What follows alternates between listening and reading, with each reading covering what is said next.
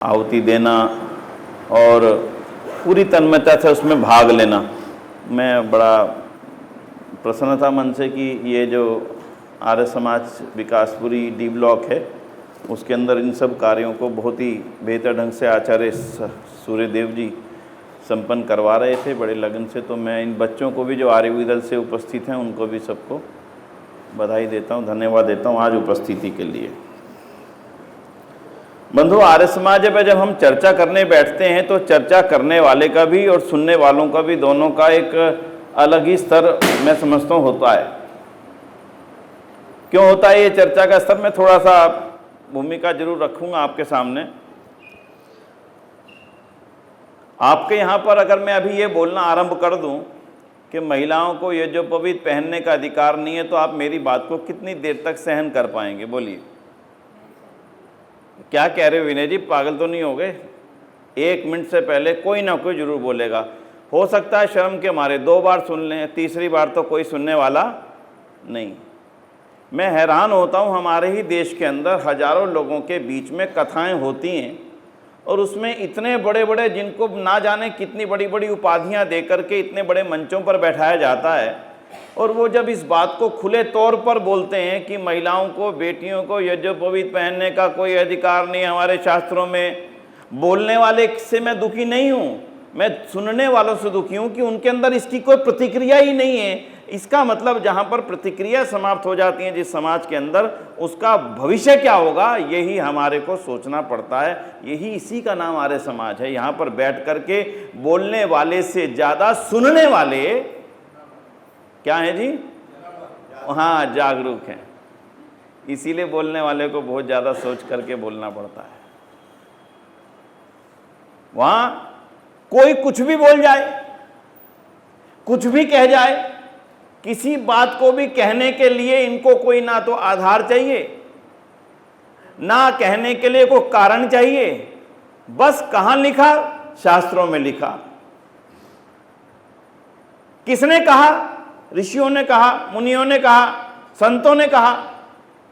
भाई कौन से संत ने कहा? अनेक संतों ने कहा। बस। और इसी के कारण से आज हमारे समाज की, खासकर मैं समाज जब बोलता हूं तो हिंदू समाज की बात करता हूं। हिंदू समाज का अर्थ आप इसको एक रूढ़ रूप में ले लिया गया कि जो इस भारत का, इस आर्यवर्त का, इस दुनिया का मूल मनुष्य था।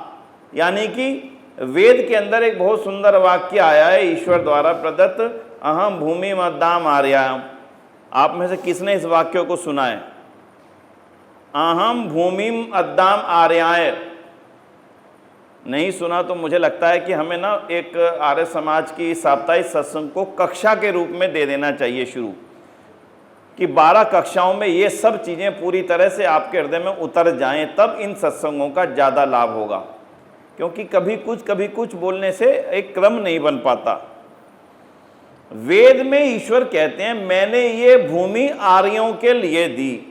ये आदेश है, ध्यान दीजिएगा। ये मैं नहीं कह रहा हूं, वेद कह रहे हैं। वेद का मतलब ईश्वर कह रहे हैं। मैं अक्सर सभी आर्य समाज के महानुभावों से निवेदन किया करता हूं कि आप स्वाध्याय को अपने जीवन का सबसे बड़े हथियार मान लें। लेकिन मुझे आज भी कहते हुए दुख होता है कि स्वाध्याय अभी भी आर्य समाज के नियमित आने वाले लोगों के भी जीवन का अध्याय बन नहीं सका, हथियार बन नहीं सका, अभ्यास बन नहीं सका। आज सुबह मैं लगभग 5:15 बजे उठा तो पता नहीं क्यों परसों तरसों से 3-4 दिन से लगातार इच्छा हो रही थी कि ऋग्वेद आदि भाष्य भूमिका पढ़नी। ऋग्वेद आदि भाष्य मतलब पढ़ी हुई है, काफ़ी समय हो गया, बहुत लंबा समय हो गया। गुरु के चरणों में रह करके तो पढ़ने का अभ्यास कभी हुआ नहीं। जो कुछ हुआ सामान्य जीवन के अंतर्गत हुआ। पढ़ी, आज सुबह से फिर से पढ़ी, उसके अध्याय को आगे बढ़ाया। फिर मैं कभी कभी ये सोचता हूँ कि यदि हमारे समाज के महानुभावों ने ऋषि दयानंद के ग्रंथों को ही केवल दोबारा दोहरा रहा हूँ, केवल, आप वेद को ना पढ़ें। वेद एक अलग विधा है, बिल्कुल एक अलग है। आप वेद को पढ़ने की इच्छा रखेंगे, वेद पढ़ना शुरू करेंगे, वेद समझ में नहीं आएगा, छोड़ बैठेंगे, फिर कहेंगे कुछ नहीं समझ में आता हमें तो। बस इससे हताशा और आ जाएगी और कुछ पढ़ने का सामर्थ्य भी चला जाएगा। ऐसा समझिए वेद को। आपका कोई 10वीं 12वीं पढ़ा हुआ बच्चा उठा करके पीएचडी डॉक्टर की जो किताबें हैं वो पढ़ना लग जाए, उसको समझ में तो आएगा नहीं, फिर कहेगा कुछ नहीं है तो बेकार लिखा। भाई तुझे समझ में नहीं आ रहा क्योंकि तुम्हें अभी वहाँ तक पहुँचने के लिए जो ज्ञान चाहिए था उसको समझने के लिए वो अभी गैप है, तो आपको समझ में नहीं आएगा। ठीक वैसे ही वेद भी है, मत पढ़िए।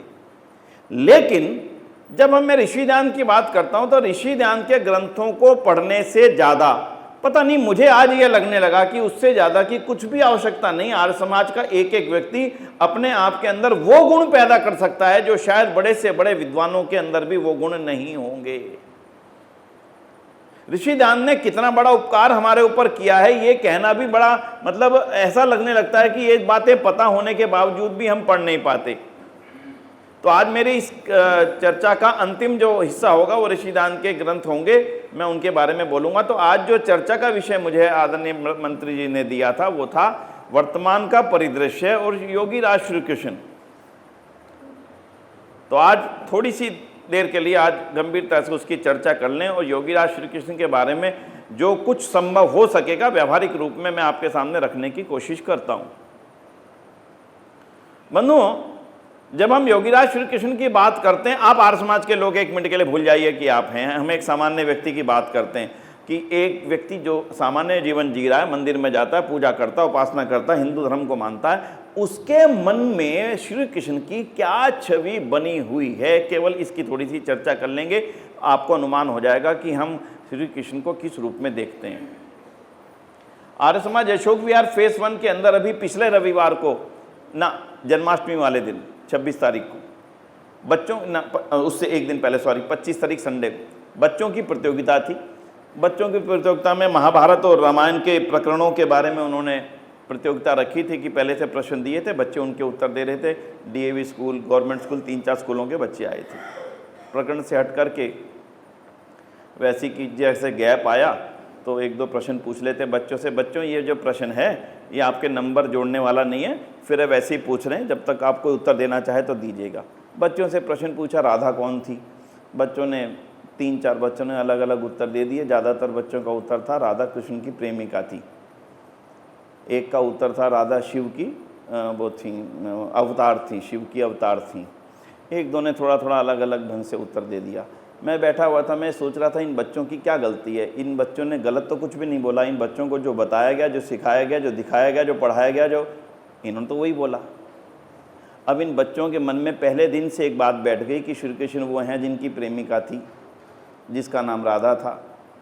अब उनके मन में श्री कृष्ण के जो वास्तविक योग्यता वाले गुण थे जो उनको लेने चाहिए थे, उनकी जगह कौन से गुणों को लेने की इच्छा पैदा हो गई? बोलिए बोलिए, आराम से सोचिए। हम सब मैच्योर लोग बैठे हैं, हम कोई छोटे बच्चे नहीं बैठे। मैं बोल सकता हूँ आराम से, धैर्य से।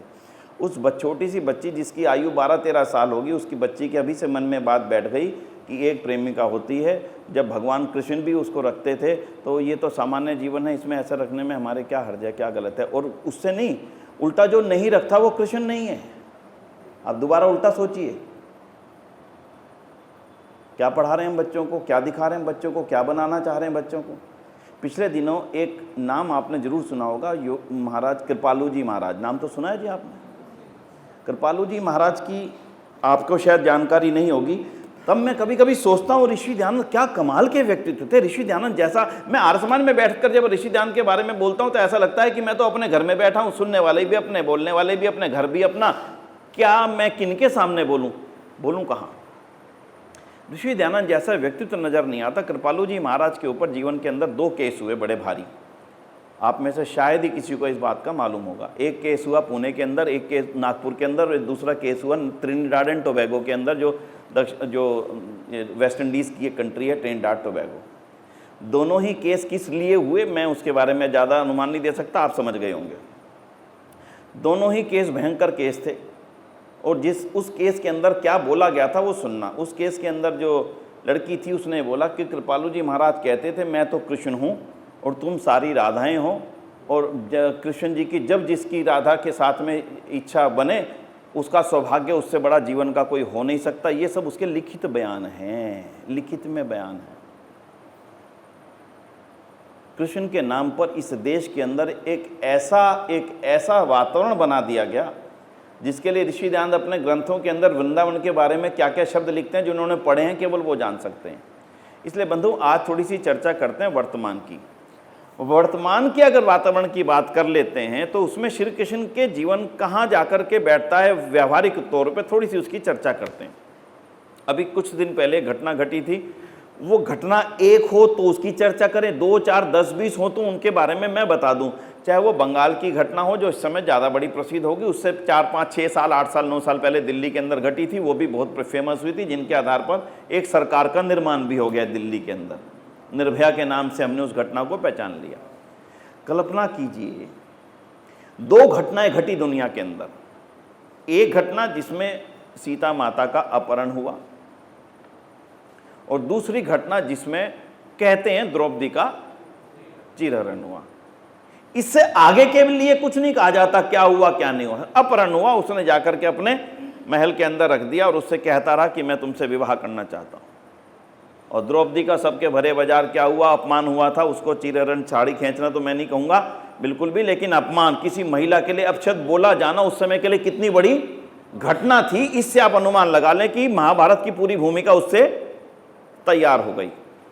पूरी महाभारत की भूमिका कि जब एक शासन में राजा के सामने एक महिला को अपशब्द कहने का माहौल बन जाए, अपशब्द कहने का, और उसको टोकने का साहस बाकी किसी राजपुरुषों में ना रहे, तो ऐसा शासन अधर्म का शासन हो जाता है। और इस अधर्म के शासन को समाप्त करने के लिए क्षत्रिय धर्म के अंतर्गत जो कुछ संभव है वो करना चाहिए। आप कल्पना करिए, केवल एक महिला को गाल अपशब्द बोले थे भरे बाजार में। आज हमारी स्थिति ये हो चुकी कि अपशब्द बोलना तो एक ऐसी स्थिति बन गई कि कोई कहीं पर किसी के लिए कुछ भी कह दे। अब जो घटनाएं हो रही हैं इनको हम किस रूप में लें। श्री कृष्ण का काल होता तो आज क्या होता, सोच करके देखो। क्या श्री कृष्ण, आराम से सोचना मेरी बात को, श्री कृष्ण का जो आर्य समाज ऋषिध्यान जिसकी व्याख्या करता है, जिस योगीराज श्री कृष्ण की व्याख्या ऋषिध्यान करते हैं कि योगीराज श्री कृष्ण के जीवन के अंदर एक भी ऐसा पाप नहीं था जिसके कारण से उनको किसी भी तरह का कलंक लगाने का कारण भी बन सके। अगर ऐसी आज घटना में योगीराज श्री कृष्ण आज से संसार में होते तो क्या वो अपने कुछ साथियों को लेकर के कैंडल मार्च निकालते? आओ भाई आओ, बड़ा गलत काम हुआ है, कैंडल मार्च निकालें। क्या कहीं धरना या प्रदर्शन करते? क्या करते बोलो तो? माता जी ने कहा सिर धड़ से उखाड़ देते। हमारे धैर्य की सीमा हमने श्री कृष्ण से नहीं सीखी। धैर्य धर्म का गुण है, धैर्य धर्म का लक्षण है, पर उस धैर्य की एक सीमा होती है और वो सीमा को श्री कृष्ण ने नीतिवान होकर के बड़े सामने, बड़े धैर्य से हमारे सामने रख दिया। किसने गाली देना शुरू किया था? शिशुपाल ने। श्री कृष्ण हंसते रहे, हंसते रहे, हंसते रहे। भाई अब बहुत हो गया, अब मैं तेरे अपशब्द सुनने की स्थिति में नहीं हूं, क्योंकि मैं भी तो क्षत्रिय हूं। और क्या चलाया उन्होंने? दे मारा। हमारे सामने ही कश्मीर घट गया, समाप्त हो गए।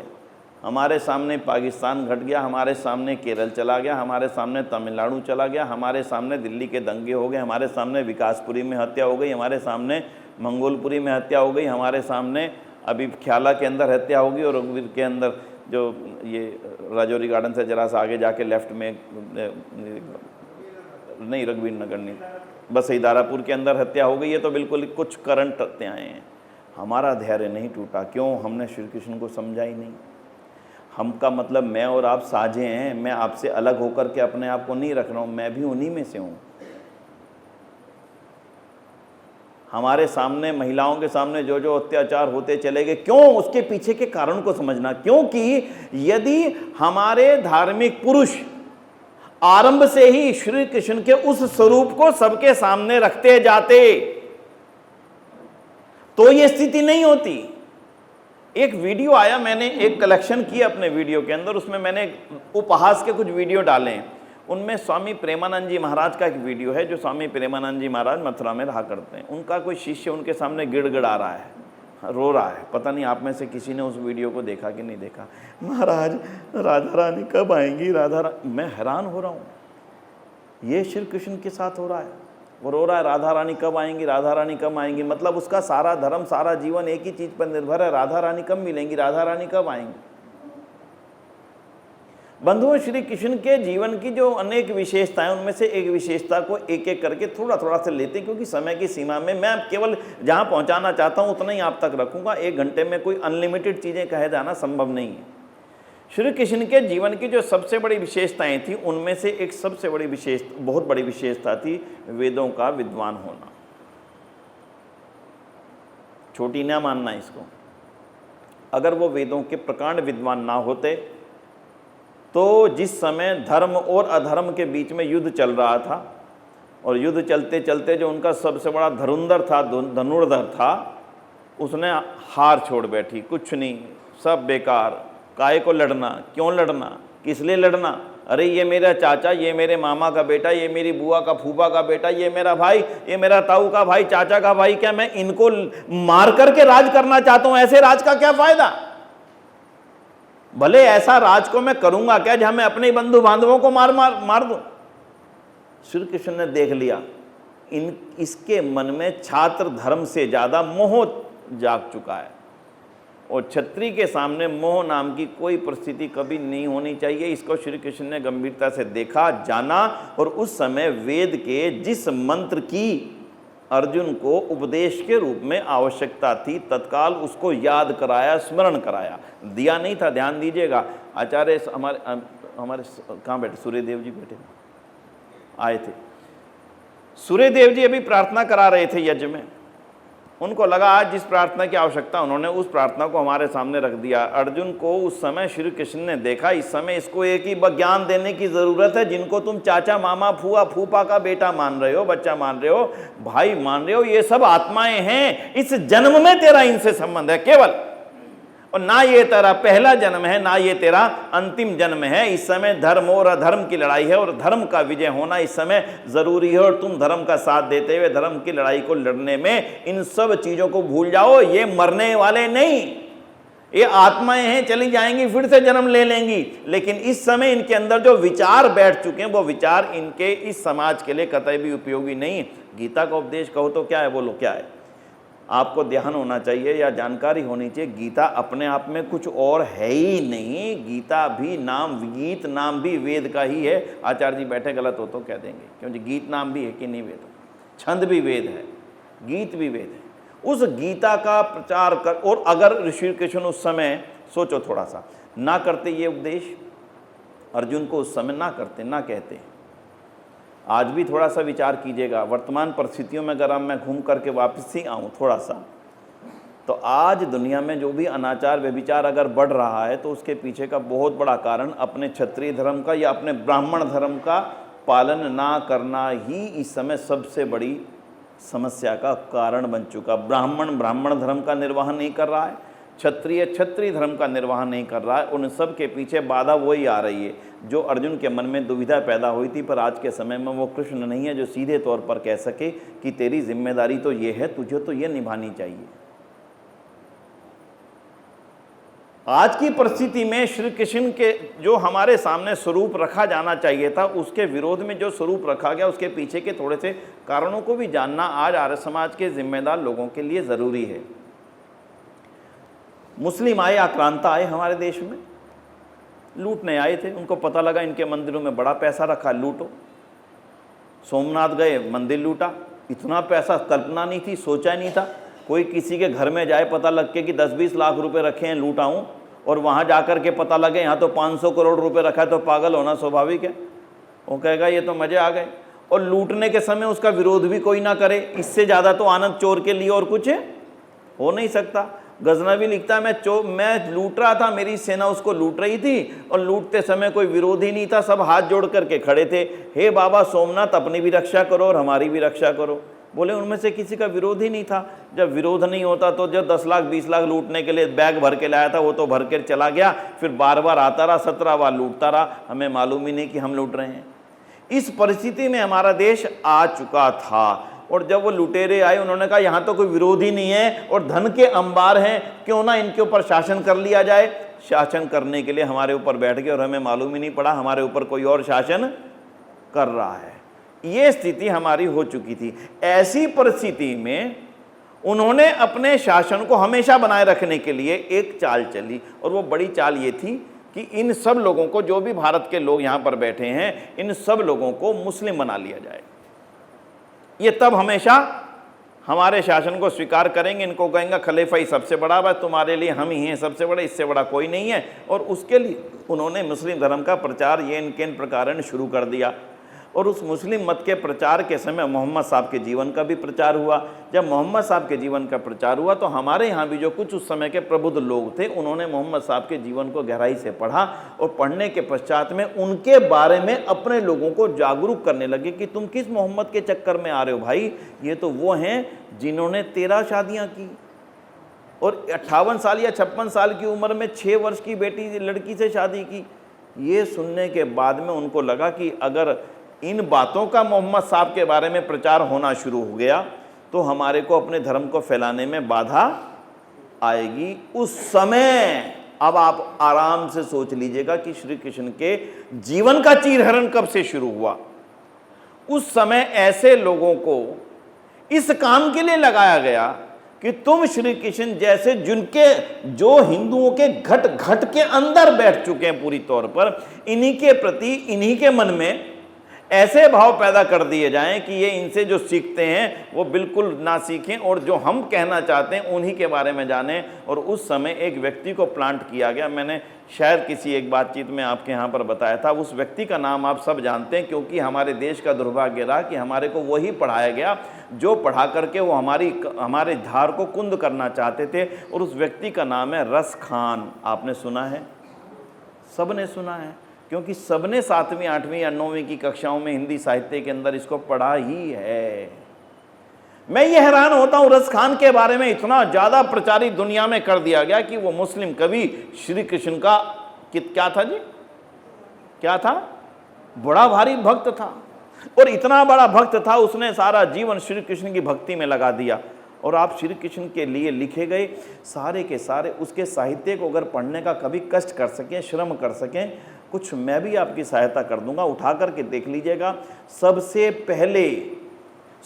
पहले जिसके साहित्य के अंदर राधा का नाम एंटर होता है, और राधा का नाम ऐसे ही एंटर नहीं होता, राधा के साथ में, उसकी गोपियों के साथ में रास लीलाओं की जितनी भी कहानियां आरंभ होती हैं, चाहे वस्त्र उठाने वाली, वस्त्र चुराने वाली, गली में जाकर चूड़ियाँ बेचने वाली, ये सारी की सारी कहानियां उन साहित्य से आरंभ होती हैं। उससे पहले इसका दूर दूर तक कहीं से कहीं नामो निशान नहीं था।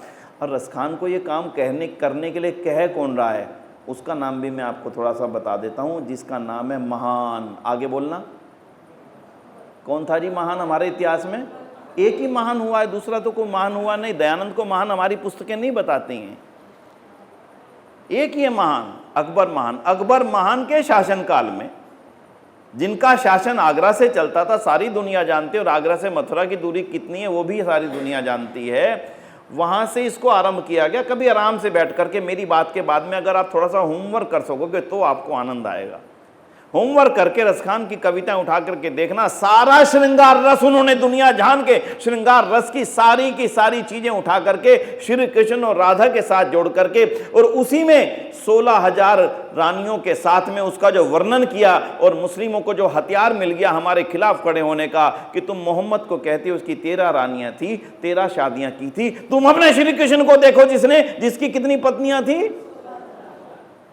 उत्तर दो अब अपने बच्चों को जा करके। घर में जो बच्चा आपसे प्रश्न पूछेगा, मम्मी ये बताओ मैं इस श्री कृष्ण को कैसे भगवान मानूं जिसकी 16,000 रानियां थी, आप क्या उत्तर देंगे? जब केरला स्टोरी आई थी तो केरला स्टोरी के अंदर अपने आप से प्रश्न नहीं उठे थे, वो प्रश्न बनाए गए थे हमारे बच्चों के सामने उठाने के लिए, और हमारे दिमागों को इतना कुंद कर दिया गया कि इनके पास में इनके उत्तर ही ना हो। मेरी ही पुस्तक के अंदर लिखा है कि श्री कृष्ण की 16,000 रानियां थी, रोजाना रास रचाया करते थे। रास शब्द की जो व्याख्याएं की हैं, दंग रह जाओगे, आप पढ़ नहीं पाओगे। आप सोचो तो सही, दयानंद की हमारे ऊपर कितनी बड़ी कृपा रही। दयानंद ना होते तो आज श्री कृष्ण का चित्र भी हमारे यहाँ पर लगाने का साहस नहीं होता हमारे को अपने आर्तमय मंदिरों में। कैसे लगाते हैं हम ऐसे ऐसे व्यक्ति का चित्र जिसके बारे में यह कहा जा रहा हो कि वो रोजाना नित्य प्रति नई से नई महिलाओं को, स्त्रियों को चुनने के लिए गली गलियों में चूड़ियां बेचने जाया करता था ताकि सुंदर स्त्रियां निकले। मैं हाथ से चूड़ियां पहना के उनकी कोमलता, मतलब मैं उनके शब्दों को पढ़ पाने में असंभव है मेरे लिए, जिनको हमारे यहाँ पर धर्म ग्रंथ कह करके प्रचलित कर दिया गया और जिनके ऊपर हिंदू समाज आज भी करोड़ों रुपया खर्च करके जन्माष्टमी मनाने का श्रम करता है या पाप करता है। मुझे कहने में मैं मतलब अक्षम हूँ। क्या है, सोचो तो सही। ये मैं सभ्यता के शब्द बोल रहा हूँ, असभ्यता के शब्द बोलना इस समाज के सामने मेरे लिए बड़े कठिन है। पर मैं इतना कह सकता हूँ, जिसके लिए ऋषि दयानंद ने लिखा भागवत के अंदर जो कुछ लिखा, ये मेरे कहने पे अकेले मत जाइएगा कि विनय जी ने कहा है मान लेते ना, खुद भी पढ़ने का थोड़ा श्रम करना। अच्छी बात यह कि आजकल ये सब ग्रंथ मोबाइल पर उपलब्ध हैं। पहले आपको गीता प्रेस गोरखपुर से जाकर के खरीदने पड़ते, फिर आप ढूंढते, आज सब मोबाइल पे उपलब्ध है। आप पढ़ कर के देखेंगे तो ऋषि दयानंद की वो पंक्ति याद आएगी आपकी जो उन्होंने सत्यार्थ प्रकाश के अंदर लिखी है। ऋषि दयानंद कष्टदायक है, कष्ट, बहुत ज़्यादा कष्ट है उनको। कष्ट किस चीज़ को लेकर के है? कष्ट इस चीज़ को लेकर के है कि ऐसा योगीराज श्री कृष्ण जिस सदृश ब्रह्मचारी कोई नई दुनिया में हुआ। ऋषि दयानंद अपने ग्रंथ सत्यार्थ प्रकाश में लिखते हैं, आदित्य ब्रह्मचारी वो है जो 48वें वर्ष के अंतर विवाह करे। श्री कृष्ण ने 48वें वर्ष पर विवाह किया और ऐसी संतान पैदा करे जिसके लिए 12 वर्ष तक ब्रह्मचर्य पूर्वक तप का जीवन जिए। श्री कृष्ण बिल्कुल उसी अनुरूप 12 वर्ष तप का जीवन जी करके एक संतान की उत्पत्ति करते हैं। और ऐसा धैर्यवान, ऐसा नीतिवान, ऐसा शौर्यवान और ऐसा वक्ता, ऐसा अद्भुत संगीतज्ञ जिसकी बांसुरी के बारे में कई बातें प्रचलित हैं। ऋषि दयानंद कहते हैं ऐसे श्री कृष्ण को बदनाम करने के लिए भागवत जैसे ग्रंथ का लेखक अपने जन्म से पूर्व ही क्यों ना मर गया। आप अंदर के गुस्से को देखिए 1 मिनट के लिए आराम से। शब्द लिख रहे हैं, मैं गाली देने में बोल तो देता हूँ किसी को कुछ भी गाली, जब मैं कहूँ कोई मेरे को कहे भाई साहब ये गाली लिख करके भेज दो, लिखने की हिम्मत नहीं होती। बोलने में और लिखने में बड़ा अंतर होता है। ऋषि दयानंद लिख रहे हैं, दुख सोचो उनको कितना होगा, क्योंकि वो जान रहे हैं कि इस भारतीय सांस्कृतिक संपदा के जो आधार हैं, पिलर हैं, ये एक तरफ राम है, एक तरफ कृष्ण है, और इन दोनों के ही जीवन को किस कदर बदनाम करके समाज के सामने प्रस्तुत कर दिया गया। और उसका परिणाम है कि हम कुंद से कुंद होते चले गए और बनारस, उज्जैन, वृंदावन, हरिद्वार, ऐसे अनेक धार्मिक स्थलों के ऊपर एक ऐसी कुरूप परंपराओं को जन्म दे दिया गया जिस परंपरा का नाम है देवदासी परंपरा। आपने नाम सुना है कि नहीं सुना? आपको मालूम है कि नहीं देवदासी परंपरा क्या होती है? कोई बेटी गलती से विधवा हो जाए तो उसको पहले तो ये प्रचलित कर दिया गया कि विवाह करने का अधिकार नहीं है, सती को जला दो, सती के रूप में जला दो। स्वामी जी ये तो बड़ा कठिन काम है, क्या करें? चलो उनको मंदिर कहाँ भेज दो, बस वृंदावन भेज दो। वृंदावन में रहने वाले कृष्ण और ये सारी देवदासियाँ, गोपियाँ, इस हालात में हिंदू धर्म को ले जाकर के छोड़ने का पाप जिन्होंने किया है, वर्तमान में देश उसका भुगतान भुगत रहा है। ऐसे नहीं भुगत रहा। आज जब 3 घटनाएं हमारे देश के सामने हुई, वर्तमान की स्थिति की चर्चा जरूर कर लेना। वर्तमान की समय में आज श्री कृष्ण के उस गलत चरित्र का परिणाम सुनिएगा। हमारे देश के अंदर सुप्रीम कोर्ट के अंदर 3 मामले आए। उनमें से एक मामला था लिव इन रिलेशनशिप का, और लिव इन रिलेशनशिप में कि महिला और पुरुष बिना विवाह के साथ रह सकते हैं, ये कानूनन अवैध था। ठीक है, उसको सुप्रीम कोर्ट ने वैध करार कर दिया। दिक्कत ये नहीं है कि सुप्रीम कोर्ट ने वैध करार कर दिया, दिक्कत ये है वैध करार करने में श्री कृष्ण का उदाहरण डाला गया कि जब श्री कृष्ण विवाहित होते हुए राधा के साथ रह सकते थे, नृत्य कर सकते थे, रास रचा सकते थे, तो फिर भला आम आदमी को इससे क्यों रोका जाए? अब आप विचार कर लेना कि हमारे धर्म ग्रंथ के लेखकों ने कितना बड़ा पाप किया है। ये टिप्पणी है, ये मेरे कहने से नहीं है, सुप्रीम कोर्ट ने लिखी है। क्यों लिखी? क्योंकि हमारे धर्म ग्रंथों में ये लिख दिया गया। इसलिए बंधुओं, आज इस चीज़ की ज़रूरत है। आज श्री कृष्ण के उस रूप को वापस लाते हैं। देखिए श्री कृष्ण के उस रूप को। पहला मैंने आपको रूप दिखाया जिस समय श्री कृष्ण अर्जुन को उपदेश दे रहे हैं कि श्री अर्जुन, ये मोह के अंदर मत रहो तुम्हारा धर्म इस समय केवल क्षत्रिय धर्म है और इस समय तुम धर्म की लड़ाई लड़ रहे हो, इसलिए तुम्हारा धर्म केवल और केवल दुष्टों का नाश विनाश करना है। अगर अपना भाई भी गलती पे उतर आए तो क्या करोगे? केवल ये कह करके कि मेरा भाई है, क्या क्षत्रिय धर्म अनुमति देगा उसको छोड़ देने की? ना। और जहाँ तक तुम मारने की बात करते हो, आत्मा की सारी वो आपने सब सुन रखी है, उसको दोबारा दोहराने की आवश्यकता नहीं है। लेकिन बाद में ये कह दिया गया कि गीता जो है वो आत्मा और आत्मा के बारे में बताया गया। वास्तव में वो क्षत्रिय धर्म के उस समय के धर्म जो उसका था उसके बारे में श्री कृष्ण ने बताया था। इसका एक रूप आज आपके बीच में आना ज़रूरी है। हमारे अंदर भी एक ये भावना आ चुकी कि कोई कुछ भी करे मुझे क्या, करता है तो करता रहे मुझे क्या। इसलिए कम से कम आर्य समाज के लोगों को आज इस बारे में फिर से विचार करना चाहिए कि आर्य समाज के लोग हमेशा हर गलत परिस्थिति के बारे में सामने खड़े होकर के उसका मुकाबला किया करते थे, परिणाम समाज के अंदर परिवर्तन आता था। हमने मुकाबला करना छोड़ दिया। हर समस्या के लिए आर्य समाज ने मुकाबला किया है। कोई ऐसी समस्या समाज में दिखेगी नहीं जिसके लिए आर्य समाज तत्काल रूप से खड़ा ना हुआ हो। हर चीज के लिए मुकाबला किया है। मैं बहुत ज़्यादा बाहर नहीं जाऊंगा अपनी चर्चा से, लेकिन इतना जरूर कहूंगा कि अगर हम अपने आप को श्री कृष्ण का भक्त मानते हैं, योगीराज श्री कृष्ण को हम अपना एक अगर भगवान मानते हैं, भगवान का मतलब ईश्वर नहीं है, ध्यान दीजिएगा कि कंफ्यूज ना हो जाना।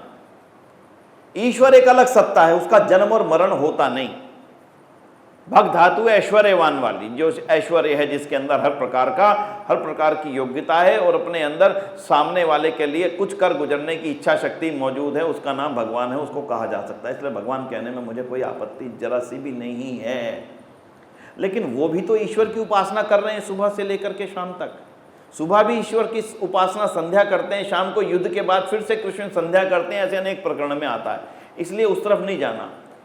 और ईश्वर की उपासना करने वाले योगीराज श्री कृष्ण को ही केवल उपासित करते रहना, उसकी मूर्ति बना करके, मुझे नहीं लगता कि उनकी सच्ची उपासना तो यह उनके अंदर जो गुण थे उनमें से कौन कौन से गुण आज के समय में जरूरत है उसको ले लेते हैं।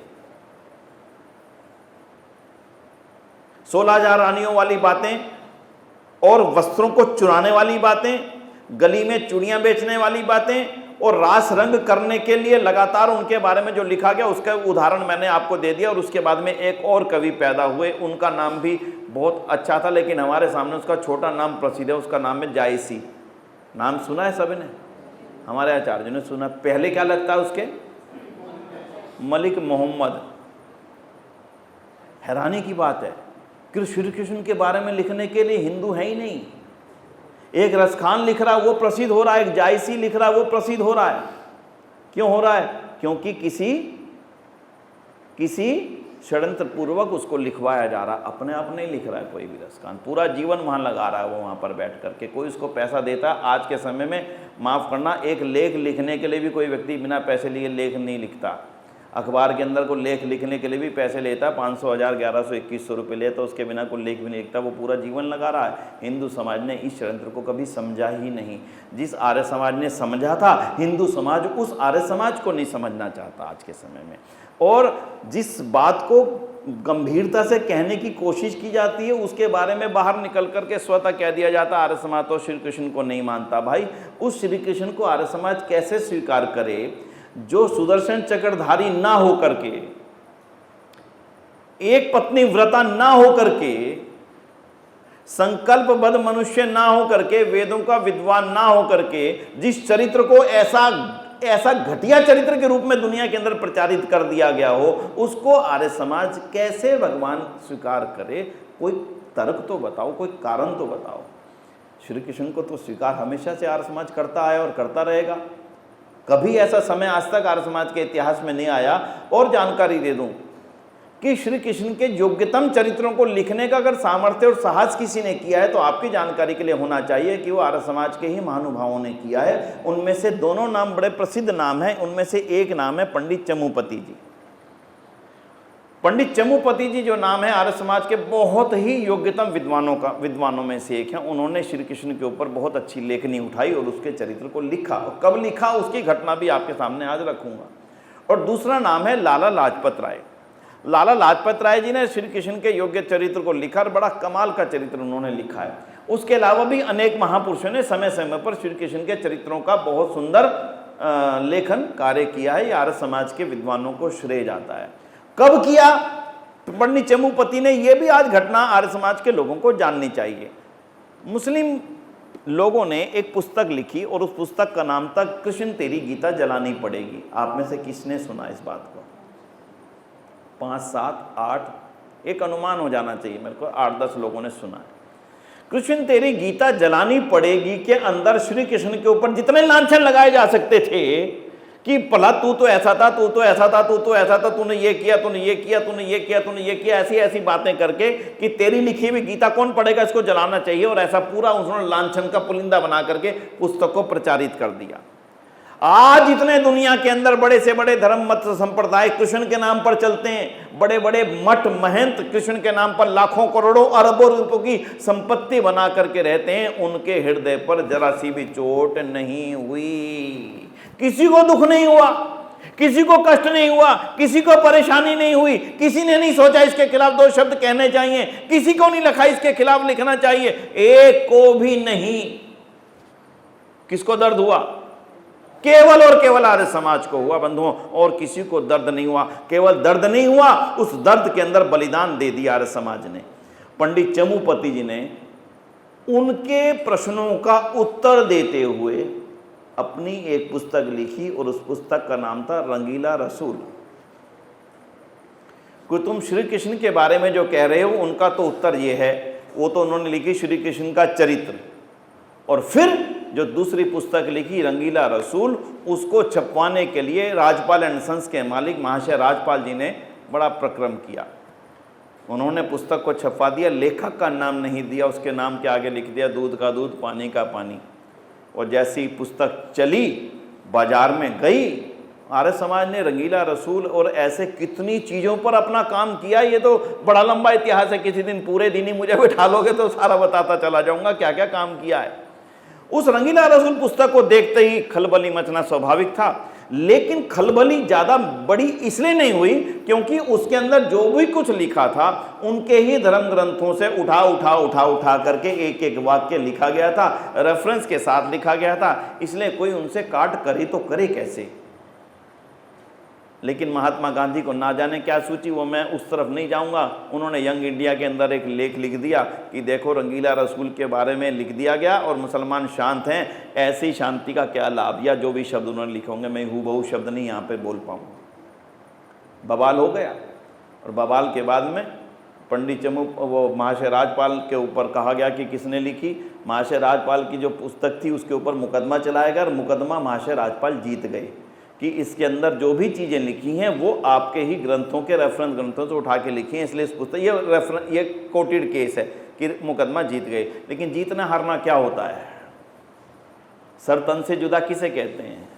यहाँ कोई नियम और कानून काम नहीं कर रहा है। महाशय राजपाल के ऊपर 3 हमले हुए, 2 हमलों में वो बच गए, एक बार अस्पताल में लंबे समय तक रहे और तीसरे हमले में उनकी मृत्यु हो गई। और इल्मुद्दीन नाम के एक मुस्लिम शख्स ने, जिसको भड़का दिया गया था कि अगर तूने इनकी हत्या कर दी तो तुझे वो जन्नत मिलेगी जहाँ पर, बस उसके बाद तो उसका तो वर्णन एक अलौकिक वर्णन है। दुनिया में अपनी सारी संपत्ति दे करके भी कोई व्यक्ति उस अलौकिक वर्णन वाली स्थान पर जाकर के जीने की इच्छा रखने लगता है। इस तरह से मूर्ख बना करके ना जाने कितने मुस्लिम नौजवानों का कत्ल करवा चुका ये विचारधारा। कत्ल कर दिया गया महाशय राजपाल का, उसी महाशय राजपाल का जिनके मन के अंदर ये भावना थी कि मैं श्री कृष्ण के बारे में उल्टा शब्द सुनने की स्थिति में नहीं हूँ, उनका कत्ल कर दिया गया। बंधुओं विचार करके देखना, उसी आर्य समाज के ऊपर ये कहा जाना कि तुम कृष्ण को नहीं मानते। आज भी इतने बड़े बड़े संप्रदाय, वृंदावन में जाइए ना, अरबों खरबों रुपयों, अरबों भी नहीं कहना चाहिए, खरबों रुपयों के इतनी विशाल अट्टालिकाएं, मार्बल ही मार्बल जड़ा हुआ है। बड़ी बड़ी अट्टालिकाएं बना करके उनके नाम पर जो एक बड़े बड़े मठ मंदिर चलाए जा रहे हैं, आज वो श्री कृष्ण के उसी स्वरूप की व्याख्या करके, भागवत की बड़ी बड़ी कथाएं करके हिंदू धर्म के लोगों को क्या संदेश देना चाहते हैं, हमारी समझ से कम बाहर है। मुझे लगता है या तो हमारी समझ कमज़ोर है और या फिर हमारे समझाने का तौर तरीका कहीं ना कहीं हमारे में कमज़ोरी ला चुका है। इसलिए आर्य समाज के लोगों को आज फिर से जागना पड़ेगा, क्योंकि वास्तव में जो श्री कृष्ण थे ना, उनकी आज ज़रूरत उतनी ही है जितनी उस समय थी, शायद उससे कहीं अधिक। श्री कृष्ण के अगले स्वरूप पे थोड़ा सा चलते हैं। श्री कृष्ण का एक स्वरूप राज्य का स्वरूप भी था। मैंने पिछली बार जब आपके यहाँ पर मेरी 2 दिन की कार्यक्रम आपने रखा था रामायण को लेकर के, तो मैंने कुछ प्रकरण आपके सामने रामायण को लेकर के रखे थे कि थे कुछ और दुनिया को सामने बताने की परंपरा कुछ और कर दी गई। ध्यान है जी आपको? अब एक और प्रकरण ले लेते हैं, श्री कृष्ण का प्रकरण ले लेते हैं। श्री कृष्ण के सामने एक प्रकरण आया जिसमें उनको, जिसके कारण से आज लोग वृंदावन की क्या करते हैं, परिक्रमा करते हैं। कहा तो यह जाता वृंदावन की परिक्रमा करने वाले को सब कुछ प्राप्त हो जाएगा। भाई इतने सस्ता सब कुछ प्राप्त हो जाए तो कोई ना दुनिया में फैक्ट्री लगाए ना कुछ लगाए, चलो ये तो प्रकरण अलग हो गया, इस तरफ क्या जाएं, कहाँ तक जाएं। लेकिन वो घटना आरंभ क्यों हुई? वो घटना इसलिए आरंभ हुई कि एक बार ऐसी स्थिति बनी कि गंगा में भयंकर पानी, वो यमुना में भयंकर वो पानी आ गया, बाढ़ आ गई, पानी आ गया, ऊपर से बरसात का प्रक्रम रुकता नहीं था और श्री कृष्ण ने पूरे वृंदावन पर्वत को कहाँ उठा लिया था? छोटी सी उंगली पे उठा लिया था। और ऐसे हमने कई मंदिरों के अंदर चित्र भी बने हुए देखे हैं जिसके अंदर पर्वत को उठा करके और ऐसे श्री कृष्ण को खड़ा हुआ दिखाया हुआ है और सारी भीड़ जो है उसके नीचे खड़ी है। यानी सोचने समझने की जो सामान्य बुद्धि होती है उससे भी बहुत दूर ले जाकर के हमें छोड़ दिया क्या कि हिंदू जाति के अंदर सोचने समझने का कोई छोटा सा भी लेश मात्र भी हिस्सा ना छोड़ दें। ये सोचने ना लगे, अगर ये सोचने लग जाएंगे तो जो हमारी दुकानदारी चलने लगी है, लाखों करोड़ों रुपए हमारे पास ले आओ, बस इसी में तुम्हारा भला है, वो दुकानदारी कहाँ से चलेगी? किसी ने भी ना सोचा भैया भले बरसात आ रही हो, बाढ़ आ रही हो, तो भला पहाड़ को ऊपर उठा करके बचना कैसे संभव है? उसमें तो सब डूबेंगे। कोई सोचने को तैयार नहीं है। सरल सी बात थी। आज मोदी जी के सामने हमारे बड़ी एक चुनौती थी, कोरोना फैल गया, राज निर्णय था, तत्काल लिया। इस समय देश को क्या जरूरत है? लॉकडाउन किया, सारी व्यवस्थाएं बनाई, सब चीजों की तैयारी की, हॉस्पिटल मजबूत की, सारी किया, बहुत हद तक भारत उस विपदा से बच गया। इसको राज निर्णय कहते हैं। श्री कृष्ण ने सिंपल तो किया था, कोई लंबी चौड़ी बात थोड़ी थी। वृंदावन मथुरा से थोड़ा दूर पर है, बाढ़ आई, पता लग गया कि बाढ़ आने वाली है।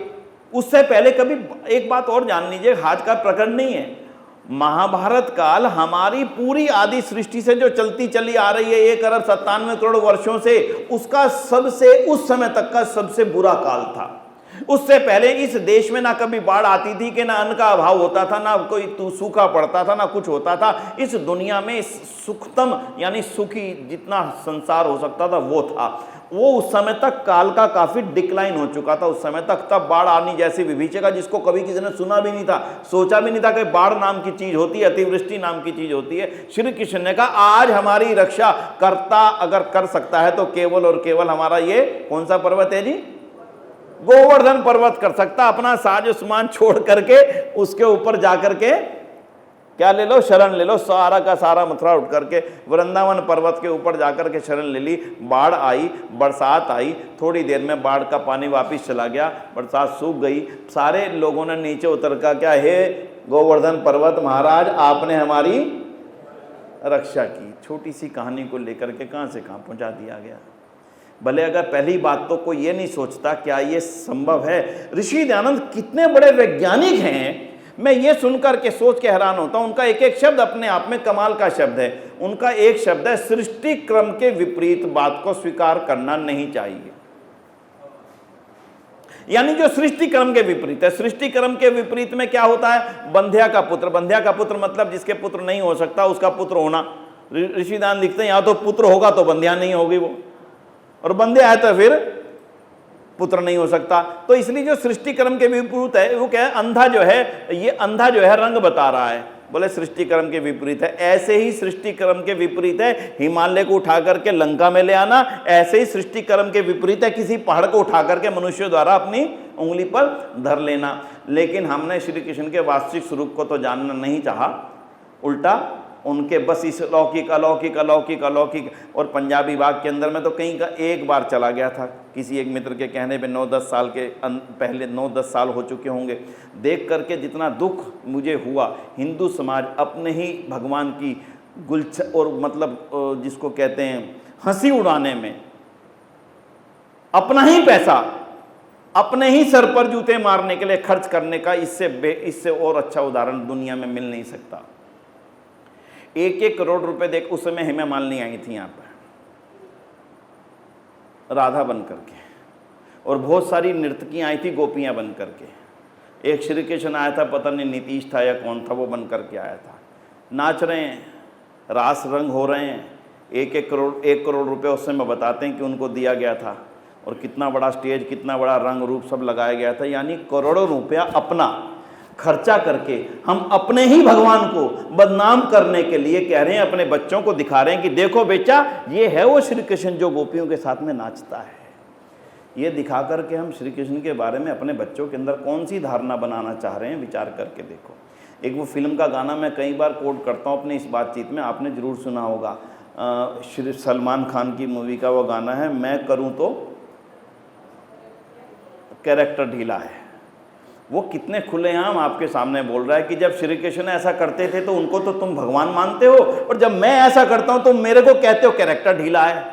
ये है उस गाने का पूरा अर्थ। क्योंकि हमने सुना नहीं, बस शादियों में बजाया डीजे, बजा भाई बजा, हम भी नाच रहे हैं वो भी नाच रहे हैं, हमें पता ही नहीं लग रहा कि हमारी फूहड़ता का मजाक उड़ाया जा रहा है, हमारे भगवानों को फूहड़ता के नाते उसको गड्ढे में ढकेला जा रहा है। हम गा रहे हैं, हम सुन रहे हैं, हरे रामा हरे कृष्णा हरे राम हरे कृष्णा हरे राम, वो धुआं उड़ाया जा रहा है। हम उसी फिल्मों को देख रहे हैं। कौन सी फिल्म आई थी आज से 50 साल पहले, हरे राम हरे कृष्णा हरे राम, कौन सी थी जी वो? हैं दम मारो दम मिट जाए गम, बोलो सुबह शाम हरे कृष्णा हरे राम। हिंदुओं को पता ही नहीं लगा कि कब उनके आराध्य देव की उन्हीं के मन से सारी की सारी छवि हटा दी गई, खत्म कर दी गई। इसलिए बंधुओं आज के समय की जरूरत एक ही है, श्री कृष्ण आज भी पूर्ण व्यवहारिक हैं। और तीसरा, क्योंकि अनलिमिटेड चीज़ों पर नहीं जाएंगे, तीसरे पे आ जाते हैं। एक उन्होंने बहुत ज़बरदस्त काम किया था दुनिया के अंदर, उसका नाम था द्वारका नगरी का निर्माण। आज भी है वो द्वारका नगरी। एक व्यक्ति ने मेरे से जब टंकारा का कार्यक्रम था प्रश्न किया कि गुजरात के अंदर 2 चीज़ें बहुत अच्छी हैं, पहला तो व्यापार में इनका आगे बढ़ना, और दूसरा खान पान में शुद्ध होना। केवल गुजरात ही आज एक ऐसा प्रांत है जिसमें मैकडोनल्ड का भी कोई अगर ब्रांड खुला हुआ है, ब्रांच खुली है, तो उसमें नॉन-वेज नहीं है, ऑप्शन ही नहीं है, मतलब केवल वेजिटेरियन ऑप्शन है। तो मैं वैसे चिंतन करने लगा, मुझे लगता है कि कहीं ना कहीं महाभारत काल के बाद में अंत में जो सबसे अंतिम बेहतर शासन रहा राजा का, तो वो द्वारका नगरी में ही रहा, जहां पर धर्म का पूरी तरह से राज्य रहा। तो उसका प्रभाव ही आज गुजरात पर चला आता है। शायद उसी के कारण यहाँ खान पान, उसी के कारण बुद्धिमान और ऋषिदान की जन्म भी उसी स्थान पर हुआ, गुजरात में, बिल्कुल लगभग उसके आसपास ही हुआ।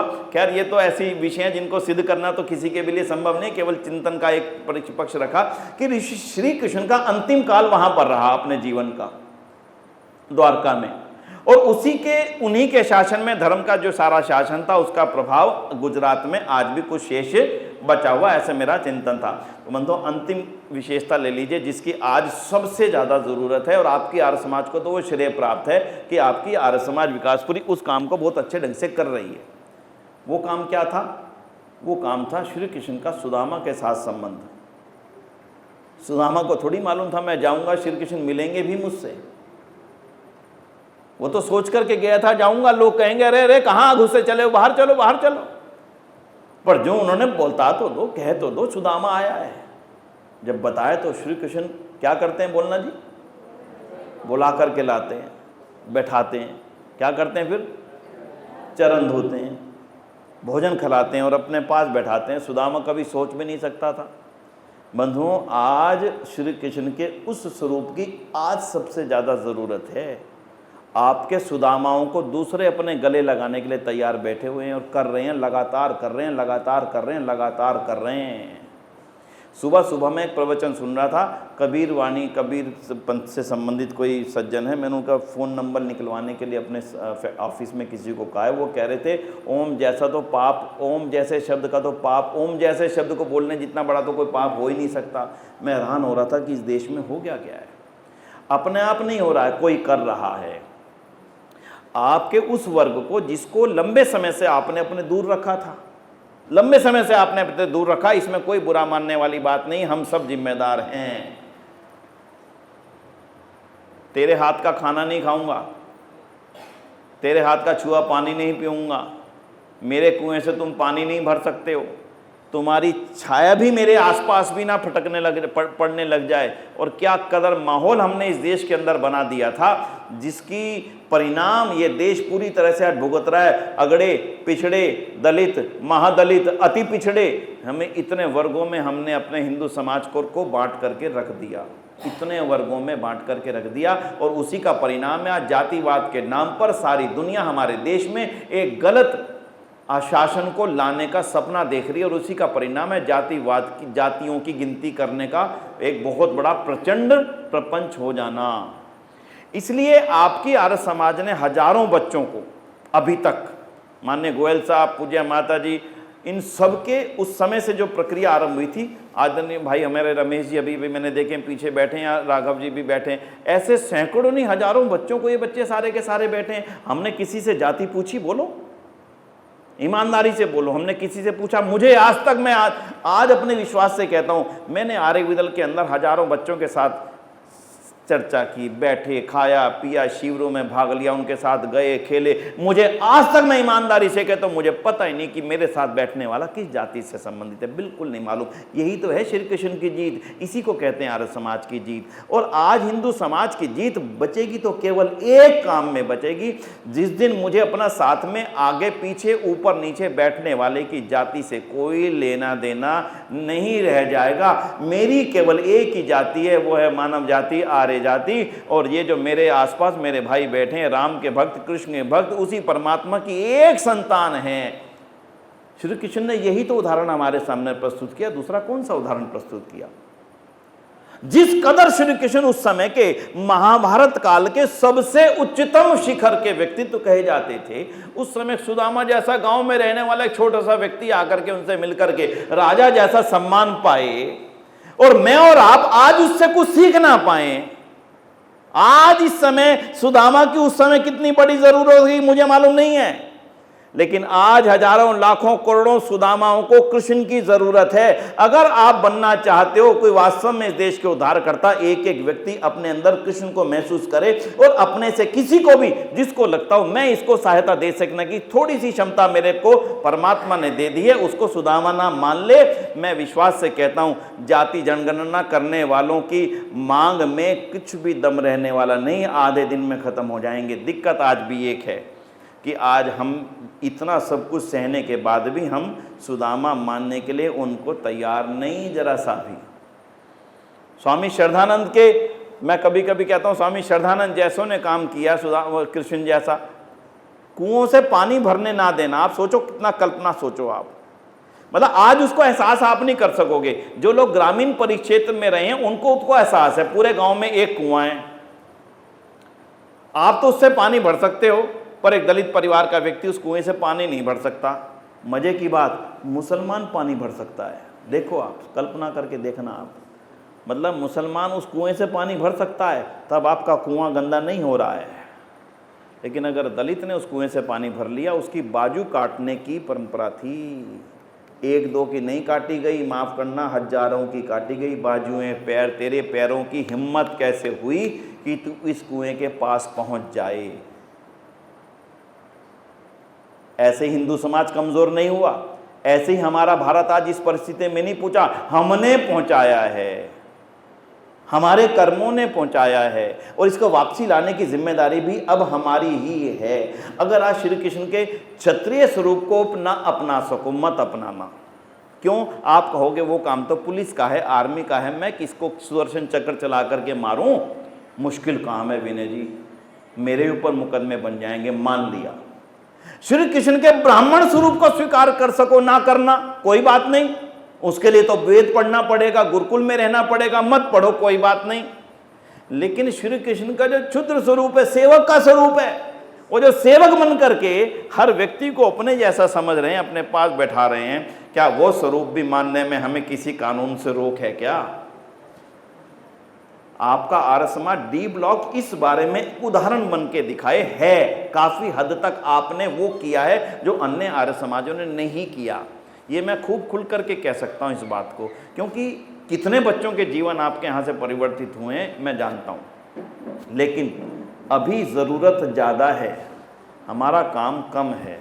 इसलिए आज मैं अपनी इस चर्चा के अंत में आपसे एक निवेदन कर दूं। आज श्री कृष्ण के इस स्वरूप को लेकर के चलते हैं। आज छोटा सा सभा ने भी एक योजना शुरू की हुई और आर्य समाज डी ब्लॉक विकासपुरी अगर उस योजना को अपना ले तो अपने आप में वो इतना विस्तारित हो जाएगी। वो बड़ी योजना नहीं है, बड़ी छोटी सी है। हमारे यहाँ पर पिछले जितनी भी आपकी कॉलोनीज हैं, यहाँ से लेकर के नजफगढ़ तक, आपको मालूम होगा कम से कम मेरे अपने अनुमान से ज़्यादा कुछ नहीं तो 20 लाख लोग इसमें रहते होंगे। इस जगह से ले लीजिए और नजफगढ़ तक चले जाइए, नजफगढ़ से आगे तक ढांसा बॉर्डर तक चले जाइए, जो भी इतना पूरा का पूरा अवैध कॉलोनियाँ बसी हुई हैं, जिसको अवैध कॉलोनी बोल देते हैं, अब तो सब वैध है। और इस तरफ चले जाइए, पालम से लेकर के दाबड़ी मोड़ से लेकर के आगे तक की सारी कॉलोनियों में, इन सारी कॉलोनियों में 20 लाख लोग रहते होंगे। इन 20 लाख लोगों के बीच में इस समय आपकी जानकारी के लिए मैं बताना चाहता हूँ, सबसे ज़्यादा अगर मैं गिनती करूँ मंदिर, मस्जिद और चर्च, तो सबसे ज़्यादा संख्या इस समय मस्जिदों की हो चुकी है। आपको मालूम है या नहीं? मुझे मालूम है। मंदिर नहीं बन रहे हैं, या तो चर्च बन रही हैं, छोटे छोटे प्लॉट में 100-100 गज में चर्च खड़ी कर दी, पादरी रहता, नन रहती हैं, और आपके उन्हीं सुदामाओं को जिनको आपने दूर रखा वो अपने यहाँ ले जाने की तैयारी कर रहे। आधे चाहते हैं इनका अरब से संबंध बन जाए, आधे चाहते हैं इनका यरूशलेम से संबंध बन जाए, भारत से कट जाए, और ऐसी ऐसी योजनाएं चला रहे हैं। मैं आपके सामने आज निवेदन पूर्वक कहता हूँ कि उनमें से एक योजना हम चला लें। उनकी योजना क्या है? गरीब हिंदू को जो काम करना चाहता है उसको 50,000 रुपये का बिना ब्याज का ऋण दे दिया। ध्यान से सुनना गोयल साहब, आप भाई साहब भी, बड़े भाई साहब भजन लाल जी भी पीछे बैठे, और भाई साहब तीसरे भाई साहब भी बैठे। आप जैसे परिवारों को और वैश्य समुदाय को इस बारे में सोचना चाहिए, गंभीरता से, हल्के से नहीं। किया क्या उन्होंने? आराम से समझना। 50,000 रुपये दिए, एक उसको रेडी खरीदवा दी कि तू रेडी खरीद ले और फल की रेडी लगा, जो मर्जी काम कर ले। अब तूने वापसी कैसे देने हैं? जब तू रात को अपने घर जाएगा तो मस्जिद में 100 रुपये देता जाइए। रोज़ाना 100 रुपये देते देते महीने में 3,000 रुपये उतर गए, 1.25 साल में तेरा 50,000 रुपये वापसी उतर जाएगा। हम तेरे से कोई ब्याज नहीं लेंगे। ठीक है जी? अच्छा, जो आदमी पूरे जीवन मंदिर नहीं जाता, अब वो रोज़ाना कहाँ जा रहा है? मंदिर में जाकर के उसको पैसा देना पड़ता है। यहाँ से उसे ईमानदारी से हाथ दिल पे रख करके बोलो, कितने दिन तक वो सुदामा बन करके रहेगा? कब तक रहेगा?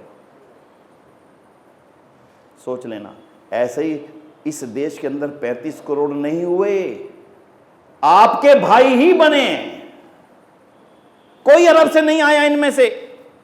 जिनको हमने दूर किया केवल वो हैं जो आज ये पहनकर और तलवारें लेकर के आपके सिर पर ऊपर खड़े हैं। आज भी बचाना चाहो तो आपका पैसा है जो आपको बचा सकता है। दुर्भाग्य यह है, हिंदू समाज का पैसा अरबों खरबों रुपयों के मंदिरों को बनाने में खर्च हो रहा है। उनके मंदिरों में, उनकी बुर्जियों के ऊपर सोना चढ़ाने में खर्च हो रहा है। सोना चढ़ाइए। लूटने के लिए तैयार हो रहे हैं गजनवी और दूसरे सारे लुटेरे। थोड़े दिन में जब लूटने आएंगे तो आपके अंदर वो सामर्थ्य नहीं होगी कि आपके अरबों रुपयों के बने हुए मंदिर को आप उनसे अपनी रक्षा कर सको। हम जो इतिहास से जो जाति नहीं सीखती, उस जाति का इस दुनिया से अस्तित्व मिट जाया करता है। हम इतिहास से सीखे नहीं हैं।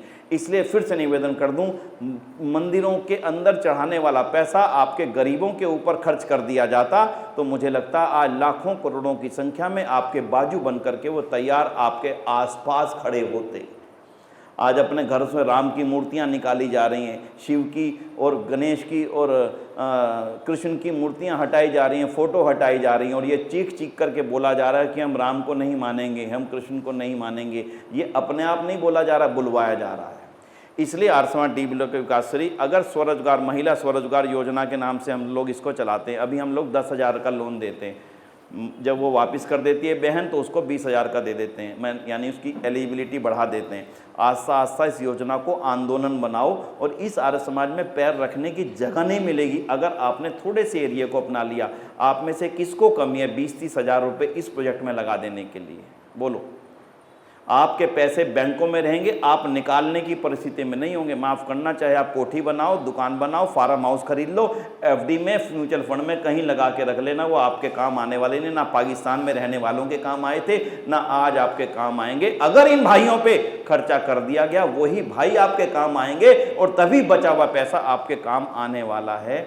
इसलिए ऐसी योजनाओं को चलाइए जैसे आपने बच्चों की पढ़ाई की योजनाएं चलाई, सबसे बेहतर योजना है आपकी। मैं कहता हूँ विद्यादान योजना आर्य समाज डी ब्लॉक विकासपुरी की अद्भुत है। आर्य दल का कार्य अद्भुत कार्य है, आर्य वीरांगना दल का कार्य अद्भुत कार्य है। इन कार्यों को और आगे बढ़ाइए, और ये जो मैंने अभी आपसे निवेदन किया, इस वर्ग को अपने साथ ला करके हर वार्षिक उत्सव पे 100, 200, 300 परिवारों को देने वालों की कमी नहीं है। आज हिंदू के पास बचा है तो केवल और केवल क्या बचा है? क्या बचा है? पैसा बचा है केवल, और कुछ नहीं बचा। सामर्थ्य नहीं बची तलवारों से लड़ने की। माफ करना, किसी के अंदर आज सामर्थ्य नहीं है कि आप तलवारें लेकर के निकल जाएंगे। आपके बच्चों के अंदर वो गुण नहीं है कि लाठियां लेकर के किसी का सिर फोड़ने निकल जाएंगे। आपके पास केवल और केवल पैसा बचा। उसे ही धर्म को बचाने के लिए अगर आपने खर्चा कर दिया, समझ लेना हिंदू धर्म बच जाएगा। आप धैर्य से इसकी योजना समाज में बनाइए। 100-200 बहनों को लोन दीजिए, उन सबको समाज में बुला के सम्मानित कीजिए, उनको यज्ञ के साथ, इन सत्संगों के साथ जोड़ दीजिए। फिर देखना आर्य समाज विकासपुरी की संख्या आप कहोगे कि प्रधान जी ये पूरा का पूरा जो आर्य समाज है ना, इसका पूरा नीचे हॉल बनाइए। इतनी संख्या हमारी साप्ताहिक सत्संग के अंदर होती है और होगी। आज फिर इसी निवेदन के साथ में, यही श्री कृष्ण है।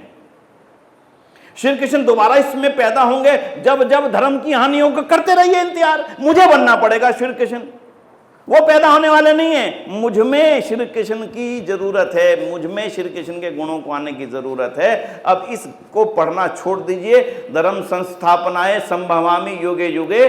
जब धर्म के हानि भैया कब होगी, कब नहीं, कब ईश्वर भेजाएंगे ही नहीं, मुझे इस बारे में मालूम नहीं है। लेकिन मुझे तो परमात्मा ने इस दुनिया में भेजा हुआ, हाँ जी, मुझे तो मैं इंतजार ना करूं अब धर्म की रक्षा के लिए, हिंदू समाज की रक्षा के लिए, देश की रक्षा के लिए। मैं अपने कामों को करता चला जाऊं। आज का मेरा यही संकल्प होना चाहिए, यही मेरे मन के अंदर एक विचार पैदा होना चाहिए। इसी के साथ में अंत में मैं आपसे अनुरोध कर दूं, पुस्तक मैं आपके लिए लाया था, जिस बात से मैंने शुरुआत की थी। हमारा स्वाध्याय समाप्त हो गया है, और स्वाध्याय समाप्त होना आर्य समाज की सबसे बड़ी कमजोरी है। आर्य समाज भवन चाहे जितने मर्जी बड़े बना ले, लेकिन भवनों के साथ अगर उसके अंदर आने वाले हमारे आर्य महानुभावों के स्वाध्याय में मजबूती नहीं है, तो आर्य समाज का प्रचार प्रसार, माफ करना, भवनों से नहीं होगा, वो तो एक व्यक्ति से होगा। इसके लिए हमने एक ही निवेदन किया है सबसे, ऋषिदान को पढ़ लो आप। ऋषिदान को पढ़ने के पश्चात आपके जीवन में जो गति पैदा होगी, वो गति गजब की होगी, अजब होगी, गजब होगी। और इसलिए मैं नहीं कहता सत्यार प्रकाश पढ़ो, पूरी ऋग्वेद आदि भाष्य भूमिका पढ़ो, संस्कार विधि पढ़ो, मत पढ़ो, बिल्कुल मत पढ़ो। मैं नहीं कहता, नहीं पढ़ भी नहीं पाओगे। लेकिन ये देखना कितनी पतली पुस्तक है जी, कितनी है जी ये केवल 50 पेज की पुस्तक है शायद, देख लो जरा कितनी है, हैं? नहीं, 80-90 पेज की पुस्तक है, छोटी सी तो है। इसमें एक भी शब्द मेरा नहीं है, एक भी शब्द किसी और का नहीं, एक सिंगल शब्द भी। सारे शब्द ऋषिदान के लिखे हुए हैं। हमने उनके कुछ चुने हुए विषयों को लेकर के इसमें दे दिया। कम से कम ऋषिदान के बारे में इतना जान लें, हो सकता है इसको पढ़ने के पश्चात में ऋषिदान के ग्रंथों को पढ़ने की इच्छा मन में पैदा हो जाए। और मैं आज विश्वास से इस बात को कह के जा रहा हूं, जिस दिन आप ऋषिदान को पढ़ना आरंभ कर देंगे, आपके अंदर अपने आप ही एक नई ऊर्जा, नई गति, नया उत्साह, नया संकल्प पैदा होता चला जाएगा। ये 1 सप्ताह का टारगेट रखोगे तो पढ़ पाओगे, नहीं तो फिर भूल गए तो भूल गए। इसलिए मेरा सबसे आग्रह है, मैं आदरणीय मंत्री जी को, माननीय ज्योति जी को ये पुस्तकें अभी सौंप दूंगा, सब खरीद के लेके जाना। अगर वो फ्री भी देना चाहे, फ्री मत लेना, खरीद के लेके जाना। 25-30 रुपए की होगी मुश्किल से, मुझे ध्यान 30 रुपए की होगी। ये पुस्तक लेके जाना, 1 सप्ताह का टारगेट है इसका, 7 डेज में। और जब पढ़ने बैठो, इन 2 शत्रुओं को दूर रखना थोड़ा सा, अब मजबूरी है ना, साथ रखने पड़ते हैं, इनको बंद करके थोड़ा दूर रखना, डेली आधा पौना घंटा पढ़ लेना। ये आपकी पुस्तक आपके जीवन में एक नया उत्साह लेकर के आएगी।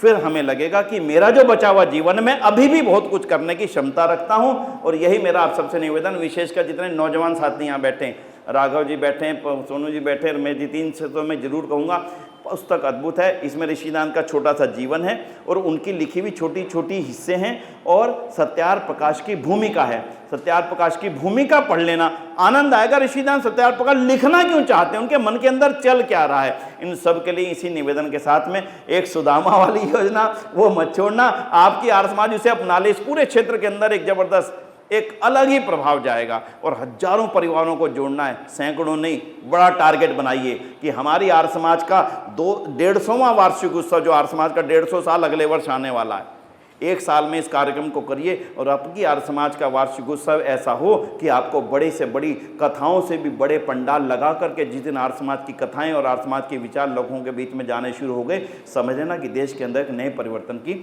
शुरुआत होगी। इन्हीं शब्दों के साथ में आप सभी का बहुत बहुत आभार। ओम शांति, ओम शम, धन्यवाद।